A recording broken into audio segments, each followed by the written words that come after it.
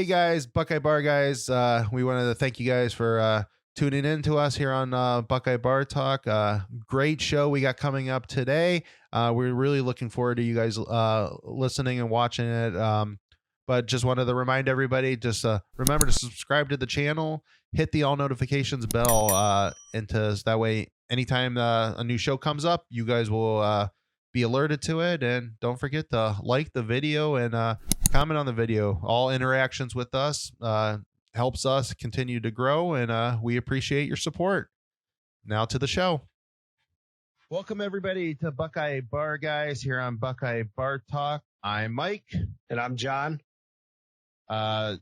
Today is Sunday, April the 18th, and we're going to talk about what we saw yesterday with the spring game. So it's going to be everything's spring game for this episode. So It was before we get started, you're really breaking down some of the stuff and just our impressions. I was super excited to watch it. I know it's a glorified practice and everything, but it just really felt good to see them actually playing football, somewhat of a football again. So it was fun. I enjoyed it.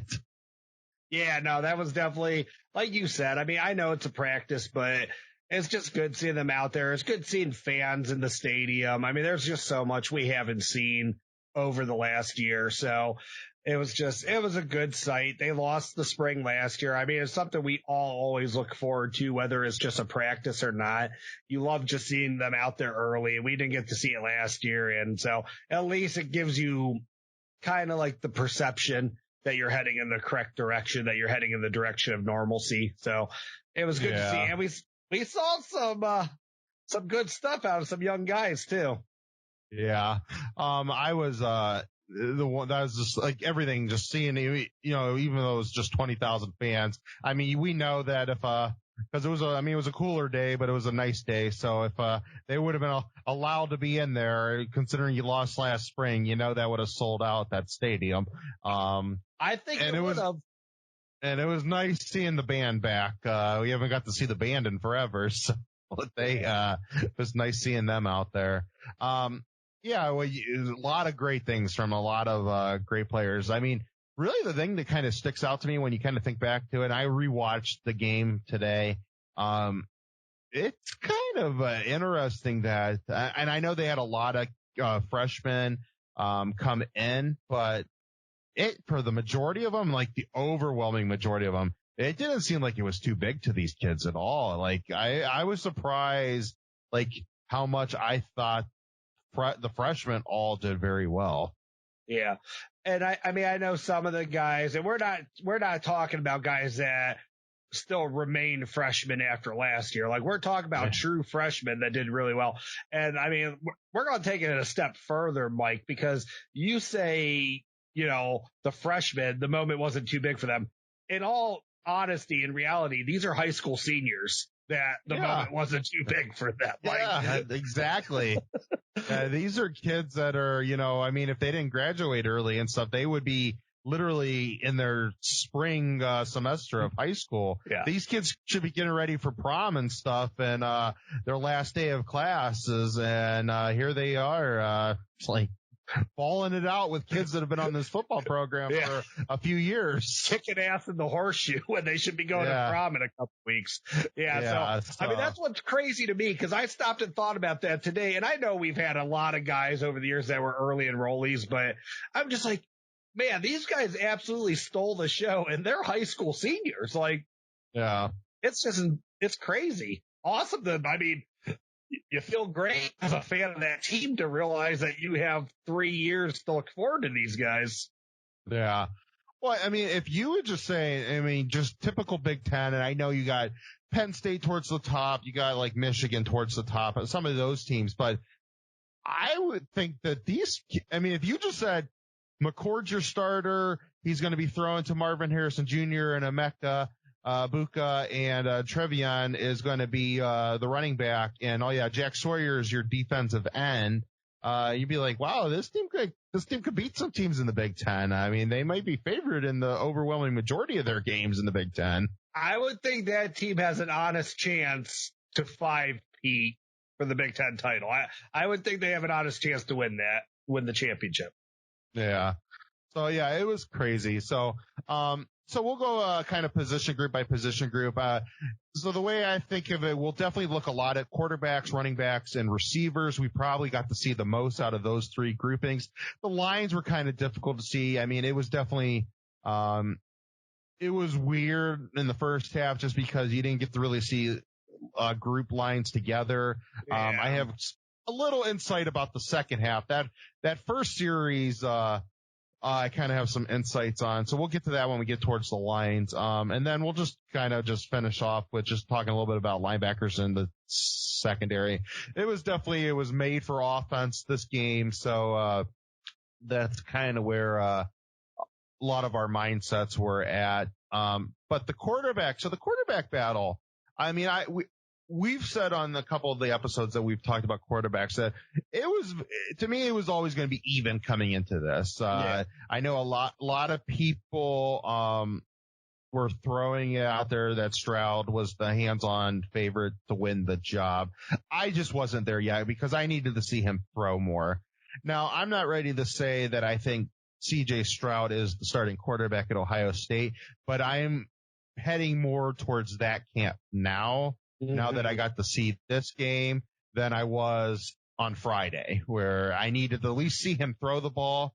And now I've seen him throw the ball. And, I think he's probably the favorite coming out of camp, whether they're not going to say anything like that, but I think he's probably not fully in the driver's seat, but I think the other two in the back seat, and he's in the passenger seat, and he's trying to crawl over to the driver's seat. That's very dangerous. That's very dangerous to do. I know it's one of those autonomous vehicles that we'll probably get in like 20 years or whatever. But that makes me feel a little bit better that all the quarterbacks are in the same car if the car is driving itself. So I think they're still in the same car, but I just think that one's closer to the driver's seat now than before. So just what do you think on just CJ Stroud? I mean, I gotta agree with you. I'm not ready to declare CJ Stroud the starting quarterback, but I'm ready to say that I felt like he had the best performance. And and I mean, so many people take that the wrong way. Like Jack Miller had spurts that he looked good. I know his completion percentage wasn't that great. It's a spring game. I thought Jack Miller, outside of the really bad pass in the end zone, that Ryan Watts intercepted, Jack Miller did an exceptional job of short passes, marching them down the field on that very first series. Kyle McCord has a live arm. Like, you can tell that kid's got some serious arm talent. CJ Stroud's the most refined out of them, though. Like, it seems like he's more comfortable intermediate, deep passes. He's more comfortable kind of like breaking down, diagnosing when he knows he has to put touch on the ball immediately. So it just seemed like it came a little quicker to him when he was reading stuff like that, when he saw, what was breaking down on the field. But I mean, none of them did bad. So when I say I think CJ Stroud, to me, he had the best performance of the day, that doesn't take anything away from anyone else. That's just praise for him. Yeah. I thought his 2 touchdown passes were the best passes out of all the touchdown passes. I mean, that was a beautiful throw to Marvin Harrison Jr. It was also a very nice throw to Chris Olave on the sideline for that touchdown. The one thing that I really was impressed by him is I thought he made the reaction, his reaction time I thought was just a little quicker. He found his open guy a little faster. And he threw him in the right spots on, those. Ohio State loves to run those little out routes where to the sidelines. I thought he threw those very well. That's a bread and butter passing play of Ohio State's offense. I thought he threw the crossing routes the best. I would say that, yes, I'm not ready to say he's definitely 100% the starter. I just think he's a lot closer to that than the other two, or closer to, I shouldn't say a lot closer, but he's closer. I think. I was just going to say, when McCord settled down, I mean, McCord was throwing pretty damn well once he got a little confidence to him. And I think Miller, I'm going to be interested to see Jack Miller, how he comes, what he does moving forward. I feel like Jack, it must be hard being in his situation, how high that, he was of a recruit he was up until his senior year. And then, I mean, they tell you not to read too much into this stuff.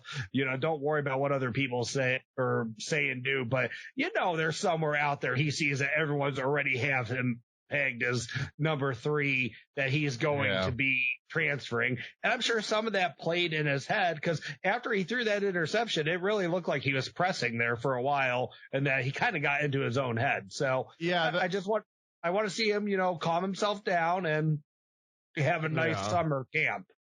Yeah, and that's exactly how I feel, because I feel that if you have to put them in an order right now, it's Stroud, McCord, and Miller. And the only reason why I don't think Miller and McCord are as neck and neck is just because I felt like Miller looked really good in that first series. Yep. And then when he threw that interception, he had a hard time bouncing back from that.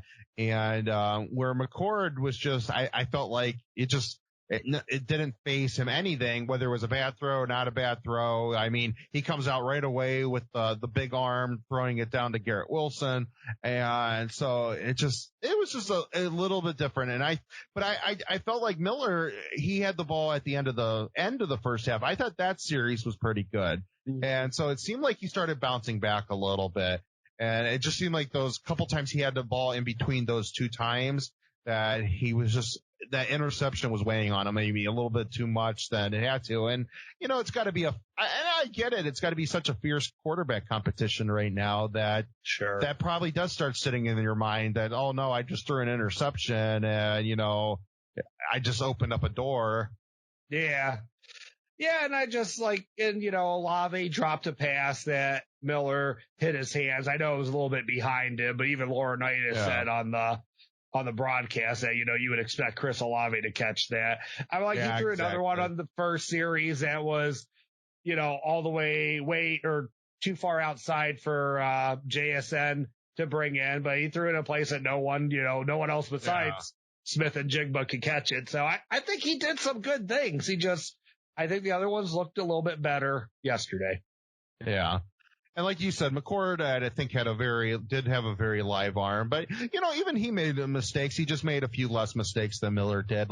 His touchdown to Jackson Smith. I mean, that was it was just a great catch by Smith. If the guy turns around who was covering him, he has a shot at the ball. I mean, he put it on the wrong shoulder. I mean, you saw Coach Day talking to him after the touchdown. It's like, you got to put it to the other shoulder. And, that's, I mean, and playing in real football games, somebody's going to turn around and pick that off or at least knock it down. Yeah. I mean, it was growing pains for all of them. I mean, hell, CJ Stroud, that first series, his pass to Olave, that wasn't a great pass. Olave made a great catch on it. It was underthrown. I think if DeMario McCall was a little bit more seasoned of a quarterback, he could have actually had a real shot to make a play on that. Yeah, exactly. So, overall, I thought the quarterbacks actually looked good. I was happy what I saw from the majority out of them as a combined group. That I do think that if they play this right as a coaching staff and put a little bit more burden on the receivers and run some very high percentage routes to start the season and just let these maybe, in my opinion, kind of do what Ryan Day's philosophy was with Dwayne Haskins, run a lot of easier routes for him to get him going into that year because he didn't play a lot of football and, let the receivers kind of do what they have to do for him. And I mean, we saw from these receivers, a lot of these guys can run after the catch. So, I mean, throw a 5 to 10 yard pass to one of these guys and let them do the hard work then. Absolutely. Now, so running backs. Coming into this game, I was like, the quarterback battle's obviously the biggest battle of camp.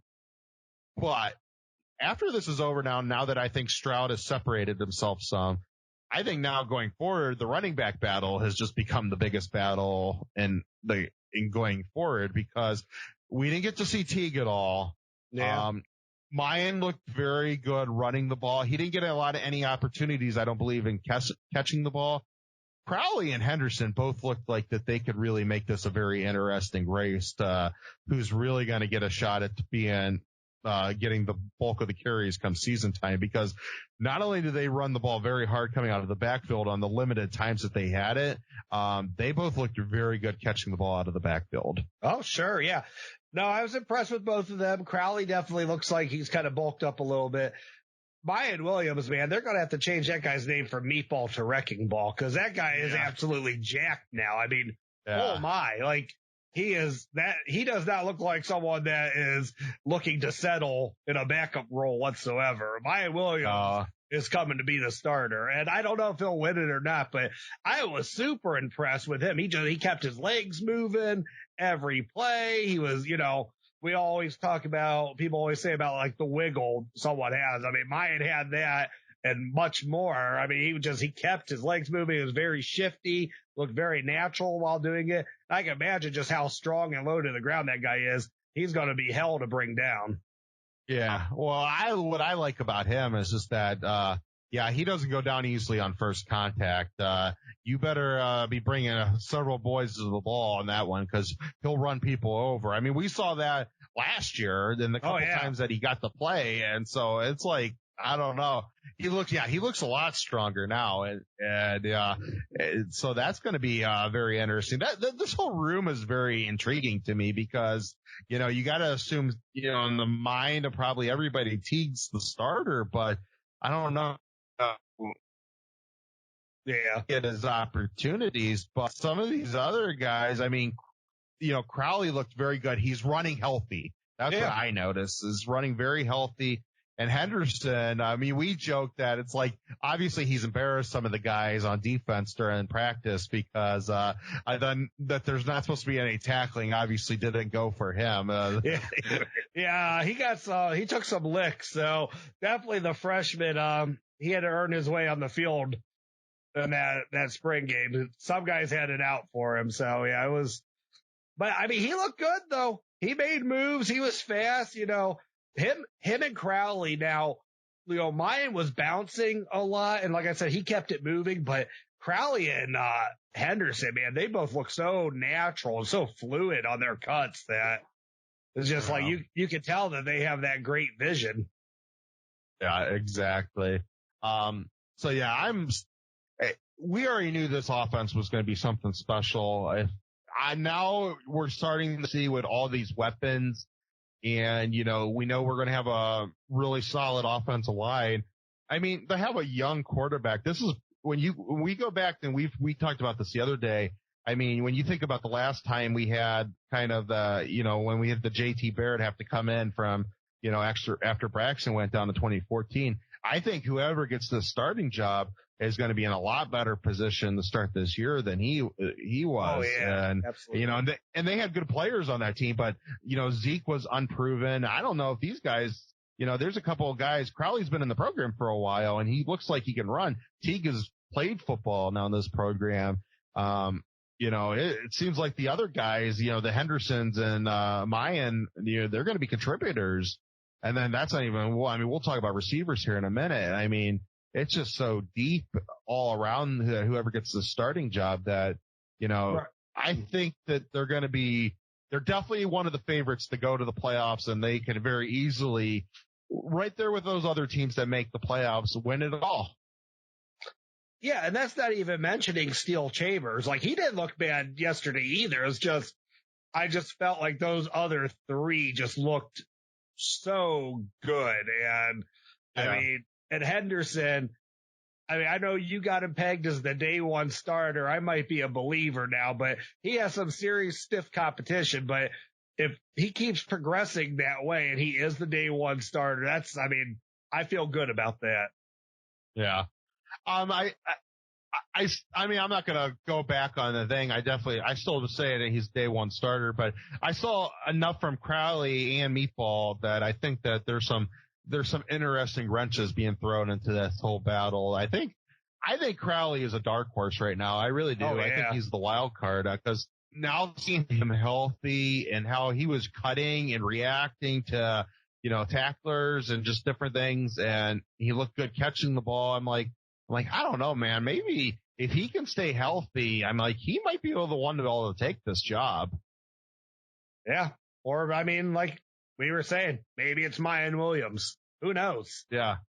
Yeah. So again, another really good problem to have right now. This will be interesting how the coaches handle it, but it's a good problem to have. All right. So I think the one that, the position group that everybody expects the most out of us, I don't think is disappointing anybody right now because, I think the receiving core is even better than we thought it was going to be.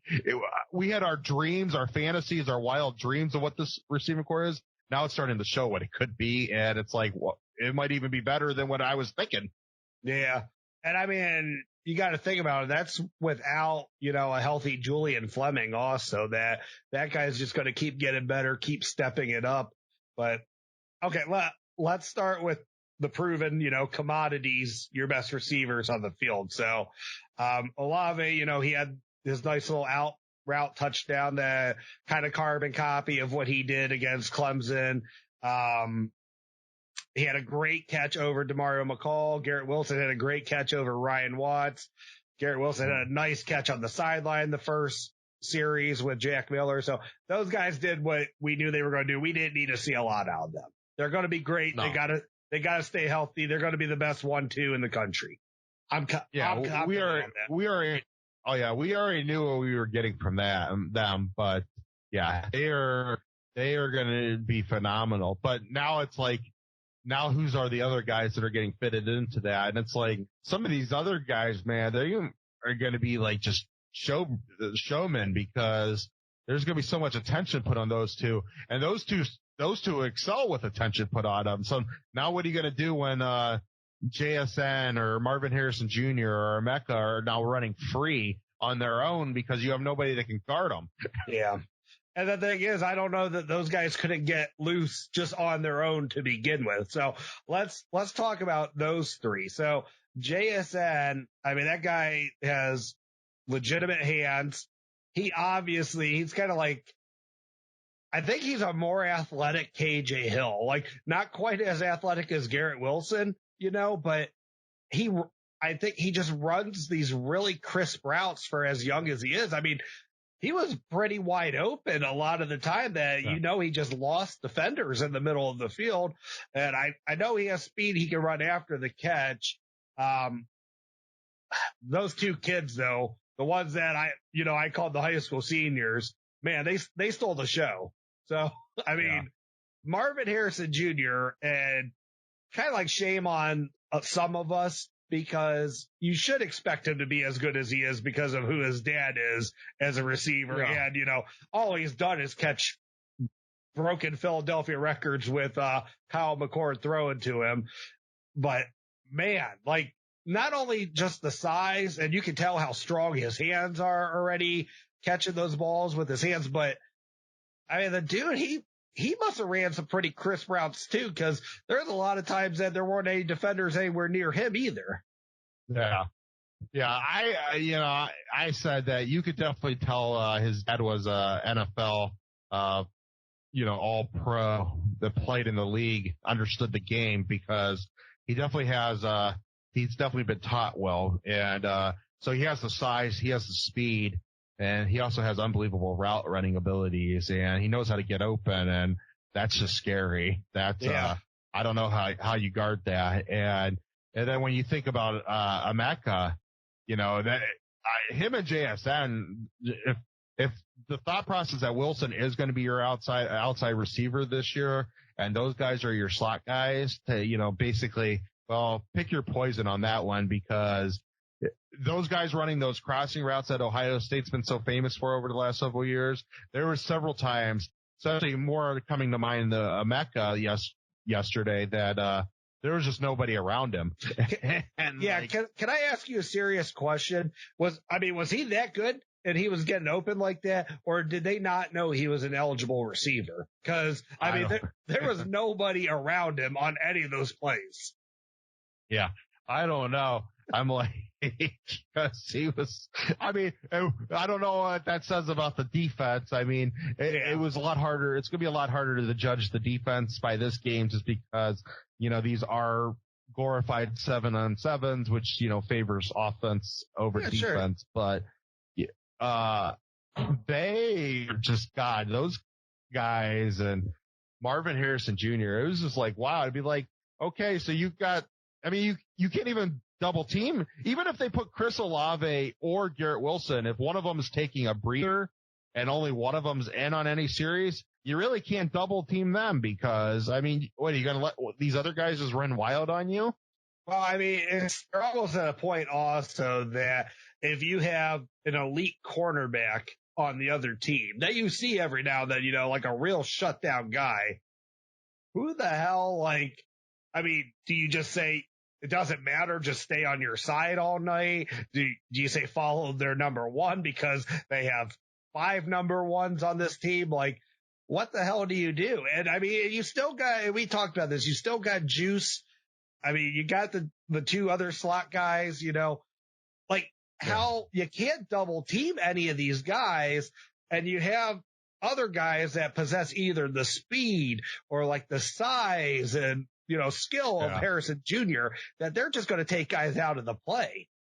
Yeah, exactly. I just don't, these quarterbacks, I feel they all did great, but I feel very confident with seeing the receivers in action.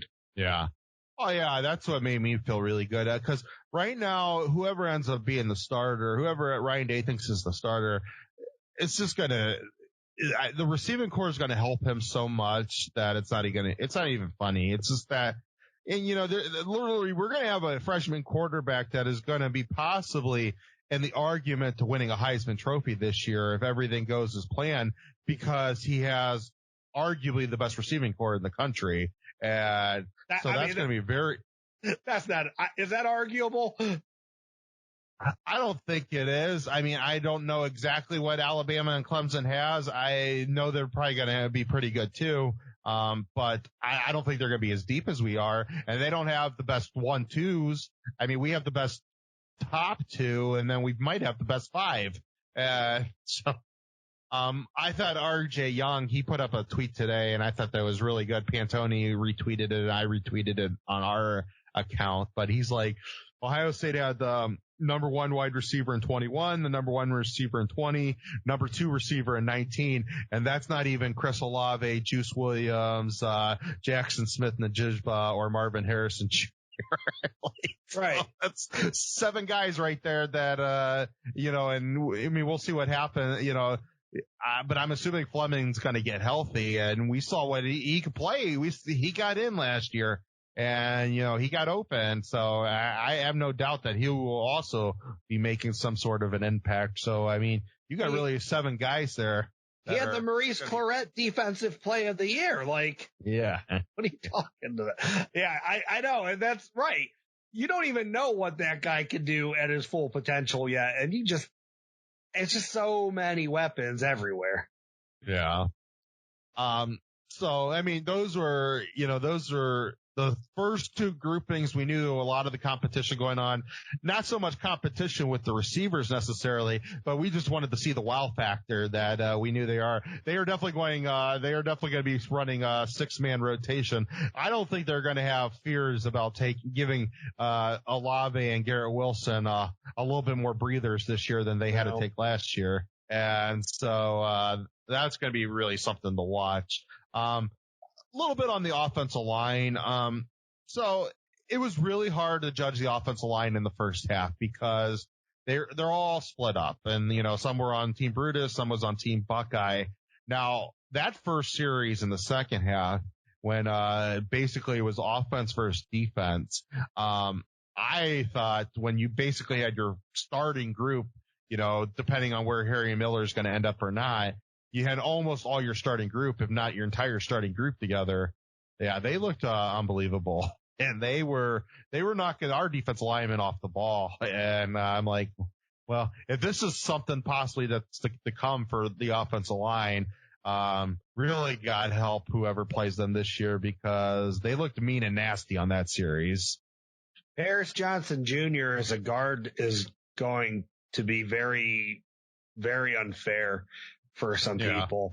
Cause I know, you might have defensive tackles that are as heavy as him, maybe, but I don't know if any are as strong or as mean as him. I know you got some really strong defensive tackles out there. That's what they're known for. But I mean, there was a play that he pancaked 2 guys on the same play. So yeah, it's going to be and that's without NPF also, Mike. Like, it's going to be a scary line this year.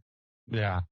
Yeah, so I was like, when I saw that series and I rewatched, because I didn't pay as much attention to the second half when we watched it yesterday, but just rewatching it a little bit ago, I'm just like, man, they look really good there. And, that's no MPF, no Hillary Miller, and God only knows what this starting offensive line is going to look like. And just, that's just now the base of it. And it's only going to get better when both MPF and Harry Miller are back. And, and whether Harry ends up being the starter or not, he's still going to make the whole situation better.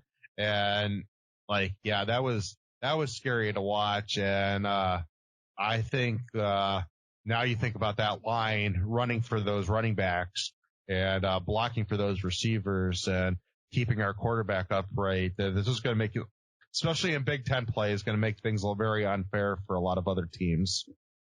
Yeah. I mean, I've made the comment before, and it might be a little off the wall kind of crazy, but I do think Ohio State's third team offense could beat some of the Big Ten teams, probably a lot of the Big Ten teams. Oh, I agree with that. As long as they have the starting offensive line. Yeah. They would. I don't disagree with that. I think, there's a lot of position groups, between the skills positions that I don't know if it matters against over half the Big Ten who the starting quarterback ends up being. I think with any of those receivers, with any of those running backs and that offensive line, they'll do just fine. Yeah. Yep. Looked good. Looked real good. Yeah.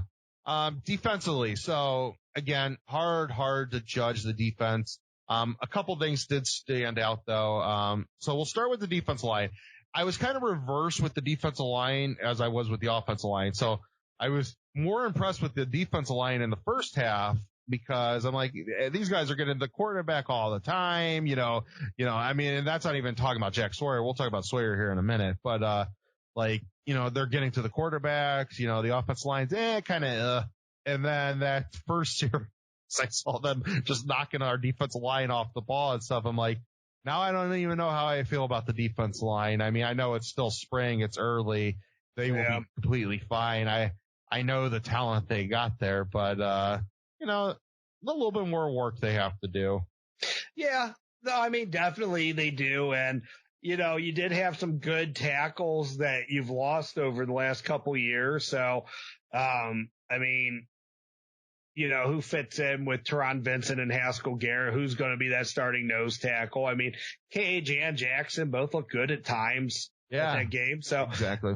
You gotta be happy with that. LJ has studs on that line. It's that first practice and it's a very mean offensive line. They're, those guys they're not shabby. They're pretty good. So a lot of work to do for the defensive line, but I feel good about what they have. I mean, Zach Harrison, DeJuan Jones, I know he's not the quickest guy, but we've heard he slimmed down. He's much faster. And for his size, I mean, DeJuan Jones is really quick. And Zach Harrison blew by him twice early in that game. Yeah. And it's not even if Zach Harrison is an overall better player than DeJuan Jones, it's not that easy to run around somebody of that size. So DeJuan Jones is a mountain of a man. He's huge. So, I mean, he is definitely huge. Now, all right, Jack Sawyer. Is there any doubt in your mind that he's Chase not already Sawyer, in the, Jack Bosa? Yeah, is he in the too deep already? Because I think he is. I mean, Javonte John Baptiste, he was one of those guys that had a nice little hit on Henderson early in that game. Yes, he did. Friday's good when he's in and he's strong, but I don't know how you can say either one of those guys even right now if they're better than Jack Sawyer. I mean, Jack Sawyer at times looked like the strongest and fastest end on the field. Yeah. I saw some things from him I really liked. A lot of times freshmen, when you kind of go back to thinking about Zach Harrison and the Bosa brothers a little bit, and even Chase a little bit, when they get into play as younger players, they're not as, obviously the Bosa brothers were pretty refined coming in, but they didn't have all the hand moves down yet and everything. They got better as years went on. I saw some things from Jack Sawyer that he already had some hand moves down and was able just to use his hands to get people out of his way without necessarily using a bull rush or a speed rush. And I'm just like, man, you don't really see that a lot with freshmen. And so, he's already maybe one up on some of those guys. Well, exactly. And he did use a bull rush, though, on one of them. And I think one of them, he just ran right by a tackle as well. So, he has those gifts to begin with. I mean, look at the guy. He's like the baby face killer. But you can tell, that guy, he's a man. He's huge. But like what you said, he is so refined, though. The fundamentals that he already has as defensive end, that is so much further along than just a lot of the guys that I remember. Like you said, when you're a freshman, when you're getting sacks, usually it's like, God-given gifts is what you're doing. You're either pushing the tackle into the quarterback or you're running by them. But usually you don't have that last part of your game where they can't really defend you, that they can't guess you because you can beat them with your hands.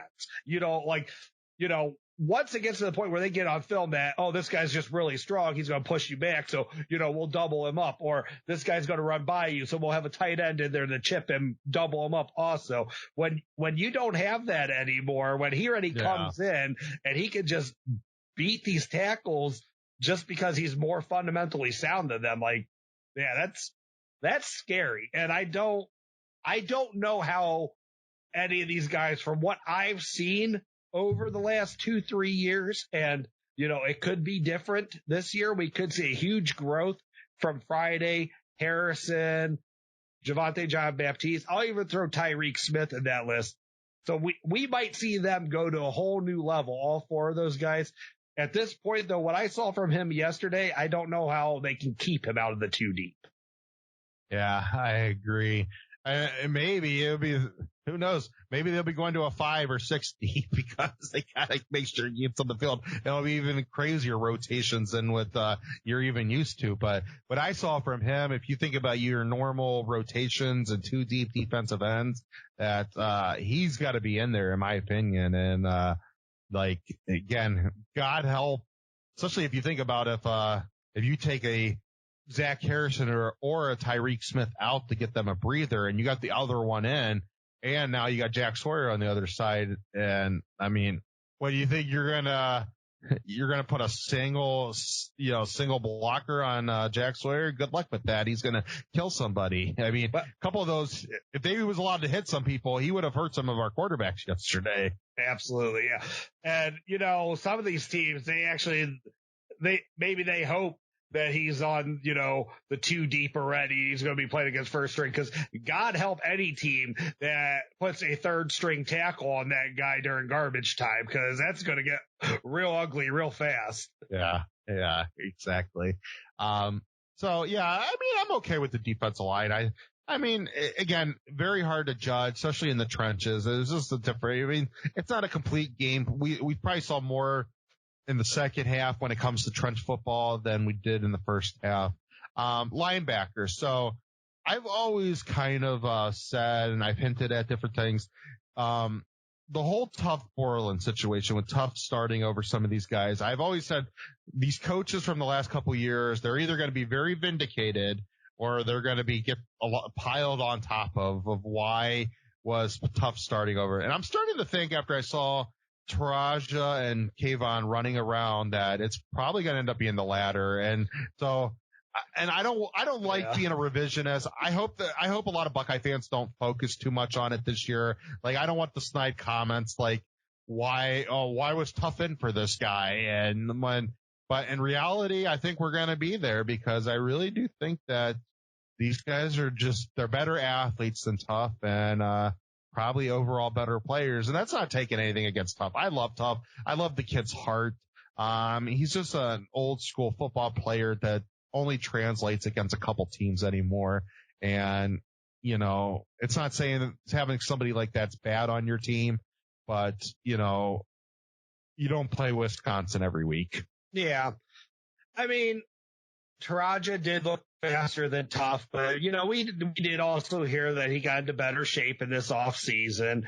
He had a good hit on Henderson. Also, he was one of the other ones that took Henderson to the ground. But I'm not sure Tough could have made that play either, because that's the type of play that Tough could get to.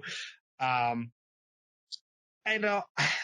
don't know, because I mean, yeah, I agree with you. I mean, if one of those Tough was starting over one of those two guys, so definitely it kind of like makes you scratch your head. Like even Eichenberg looked like he ran better than Tough Borland did. So yeah. But I mean, he was really young though. So I didn't imagine he would have started over Tough Borland last year, especially the season that they had.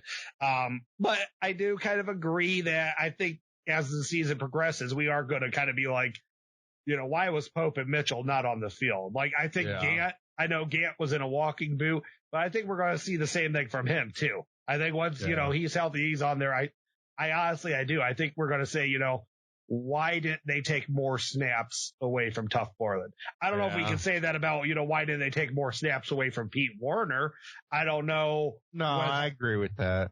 With how the Buckeyes ended up utilizing Baron Browning, I don't know if you could say, why did they take away snaps from Baron Browning? Because he was an athletic freak. Like, once they realized what Baron was best at, and that Baron also, he showed some coverage chops too. Like, he really evolved his game this past season.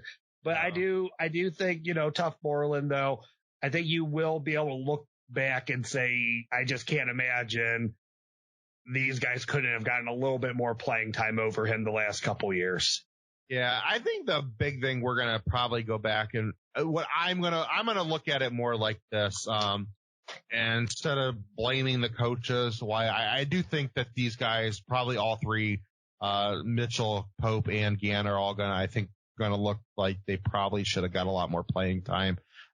Instead of going after the coaches on the tough thing, I'm going to be like, it was just such a weird year, and they lost so much practice time that I think they probably at the end of the day just felt like they were going to consolidate as much as possible, and Tough's been there the longest, and that it was probably just, maybe they should have. I mean, Ryan Day's kind of admitted that, it was just so much focused on, because you don't know what tomorrow's going to bring, that maybe he didn't look enough at letting battles go on and stuff like that.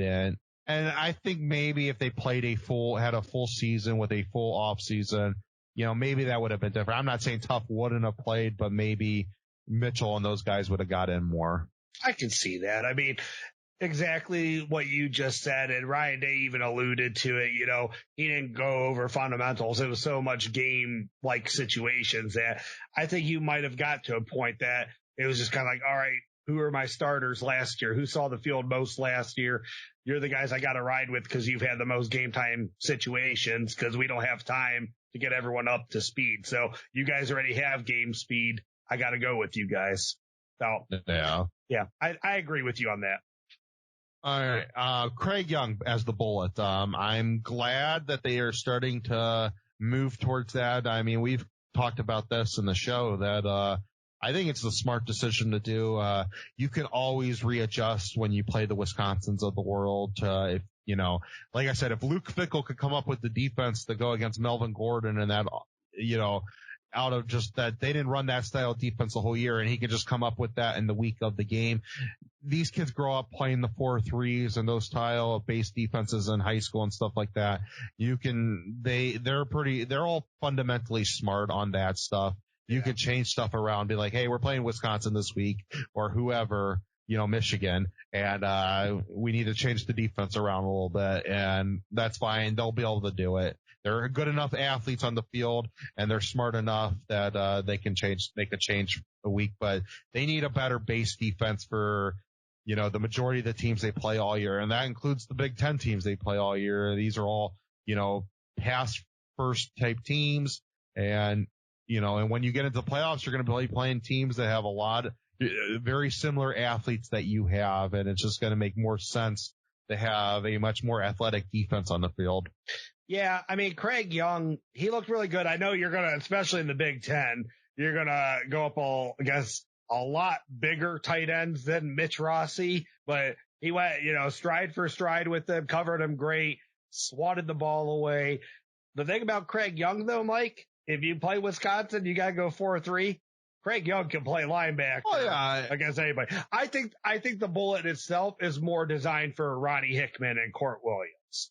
Yeah, probably true. And I think any of them could play it. I think if you need to have a bigger bullet, you got a guy like Young. If you maybe need a little bit more slimmer guys, you got those two. But they're all big hitters. Yeah. And so, I mean, I'm excited. I'm excited about going to that type of it just, and they've had I mean, I know Darren Lee was a linebacker, but they've had hybrid type players before. I mean, you think even going all the way back to 2002, I mean, C. Grant wasn't your typical outside linebacker if you think about it. I mean, he was a much more slimmer guy that played safety before and bulked up more to play linebacker. And Grant, didn't he start his career as cornerback for Ohio State? Yeah, I think so. It was either corner or safety. It was probably corner, then to safety, and then down to linebacker. And I mean, they won the national championship with him and Darren Lee then, in 14. And, Darren Lee was a safety that came in and just, a guy that Fickle really wanted, that really pressured Urban into getting it. Like, this guy's just a game player, Urban didn't even want to give him a scholarship offer. I mean, that's been, well stated. And, Fickle convinced him to give him it. And I mean, it's all history. Yeah. I got to see more of Craig Young in coverage against, better competition. But what I saw yesterday, it's definitely, promising for the future. Yeah. Secondary. All right. So the problem I have with the secondary remember, it's a spring game against a really good receiving unit. I have no names I can call out that I liked something that they did though. Every position group right now, I've been able to say somebody that I liked what they did. And then it's like, even when I rewatched it today and I'm trying to focus in on the secondary, I'm like, they didn't call many of their names outside of Ryan Watts. And Ransom got in there. He got his name called. And I mean, there was a couple guys. It's just like Cam Martinez is in really good position on that Jackson Smith and Jigma touchdown. And Cam Martinez was in good position for a few of the plays. Like, he was actually, I think in coverage, he looked the best. I mean, Denzel Burke, he's young, and I know Marvin Harrison Jr. is young too, but I mean, he was kind of lost on that first slant that Harrison beat him on for that touchdown. Lathan Ransom had a couple. Ryan Watts, although the interception was thrown right to him, he still did make an impressive play. Like, his hips exploded to get to that ball. So it was a good play to get to it. But you're right. They weren't super impressive like everywhere else. Yeah. No, I'm not going to start waving fear flags and stuff like that. They are changing a lot of stuff over. Combs has even said they are changing a lot of stuff that they did from last year. They're trying to get back to more man-to-man style. Defense isn't part. Yeah. They didn't run enough of it last year. Obviously they're playing with the bullet. So, and there's going to be situations where the bullet's more of a linebacker style, and then there's going to be situations that it's more of a nickel back or maybe a bigger safety. And so there's just a lot of stuff that's probably being thrown at them. I don't think that this is going to be an indication of what we're going to see this season.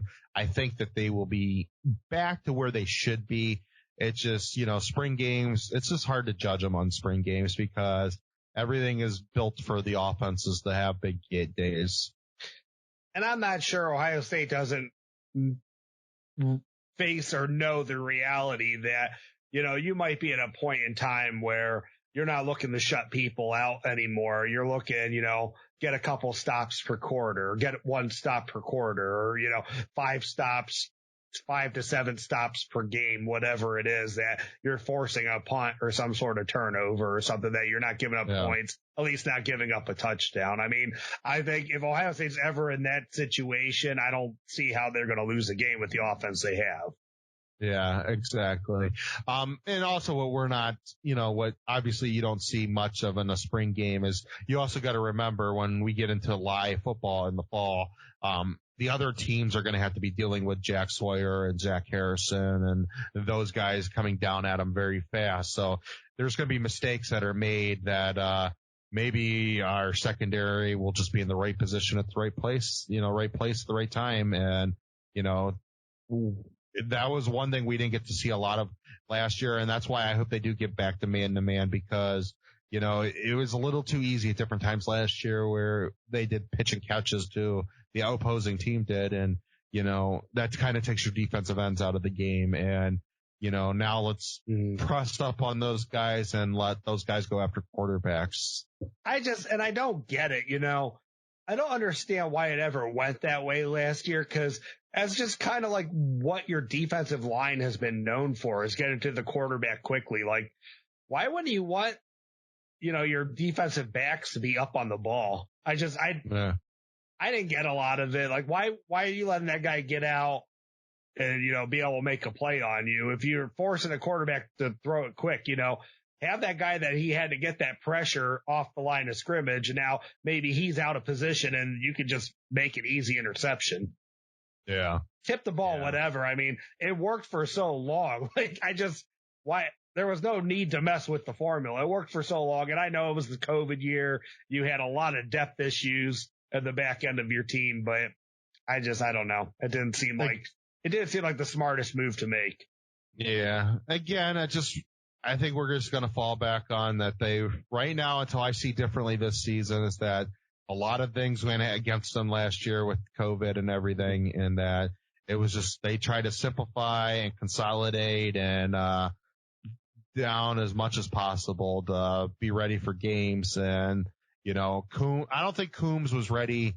I like Kerry Coombs and I like Halfley, but they're not the same coach. And I think probably Coombs was trying to do too much that Halfley did because, it was just what everybody was familiar with. And I think he's going to have a lot more, abilities to kind of put his own stamp on things and how he wants things to run this year, and which will probably end up being better for this team. I will tell you though, I do feel confident or more comfortable, and I know you're losing Sean Wade, so it might sound like a crazy statement, but seeing like just Lathan Ransoms and Cam Martinez's, even Ryan Watts, knowing Proctor's still there, knowing Banks and, Cam Brown weren't even playing at the game, I feel better, more comfortable about the secondary going into next year. Yeah. Yeah, I agree with that. There were some guys that weren't playing, and so the depth's a lot better, I think, than when you see those guys, how good they made plays. I'm not saying they were good, but they made good plays at different times. And then, in getting those guys out, and a guy like Seven and Cam Brown, and let's see where we're at. At least they'll give them some depth. Yeah, did Legend Cavazos play? He might have played. I don't remember his name. Like I said, it didn't seem like any of their names were called. You had to kind of pick out different, just little pieces here and there of what was good. The last thing before we get on out of here, are you any worried about how Seibert's kicking the ball? Because I think he missed 2 or 3 field goals. I was thinking about this earlier. So with Hobbiel, and Blake Hobbiel, he was a good kicker, right? Mm-hmm. Like he had range, he was accurate. I never wanted it, and I don't think I'd ever be comfortable with like game-winning field goals. I never wanted to ever see that though, because of how little chances he ever got to kick the ball. He had just the lack of experience at game time kicks that that guy ever actually ended up having. I was always scared to death Ohio State was going to be in some sort of game-winning field goal situation, and a guy that's, kicked 10 field goals his entire college career is getting trotted out there to do it. Yeah. I am a little worried with this, but I know the guy is a very highly rated kicker coming out of high school, coming in.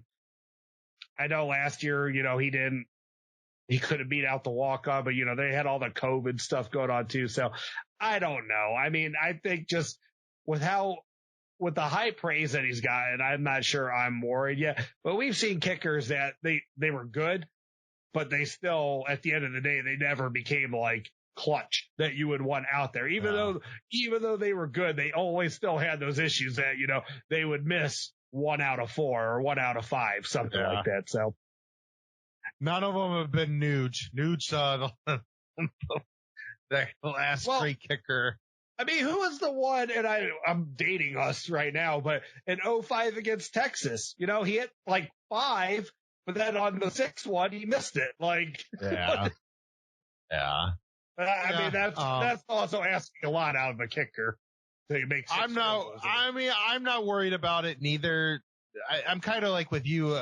Paul Beal he was actually a special kicker. If he would have got the chance to kick for maybe a team that kicked the ball a little bit more, you would have saw how good of a kicker he was. It was just, playing for Ohio State and this era, there's not a lot of opportunities that come for kickers. And he was backing up Nurnberger for his first year and a half, wasn't he?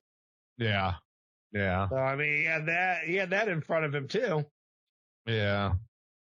All right. I think we will get on out of here. Just want to remind everybody, we do, the newsletter is going to come out in the morning. I'm about halfway through writing it. So buckeyebartalk.substack.com. You just go there, put in your email address, and every time we release one, it'll get delivered to your email. It's free to sign up. And so, we're looking forward to doing it, and hope, you're looking forward to reading it. So. All right. Well, good spring game. We'll see you guys Saturday. Yep. We'll be back together on Saturday. So it's been a while since we did one of the Skype calls, but we'll be back together on Saturday. Probably not going to do too many of these 2 weeks until we get to the season, right? Yeah, this is just more so because we had an actual game to talk about. Yeah, we wanted to get this out as quick as possible because it was it was exciting to get to watch them at least do something, right? Absolutely. All right. So, we'll see everyone on Saturday. Thanks for stopping in tonight. I'm John. And I'm Mike. OH. IO. Thank you for tuning in to this week's Buckeye Bar Guys on Buckeye Bar Talk. Don't forget to subscribe to the channel, hit that all notifications bell so you see when new content is added. And please remember to like and share so we can grow our audience. Don't be afraid to comment. We want to know what you're thinking, and we want to know what content to add for you guys. OH. IO.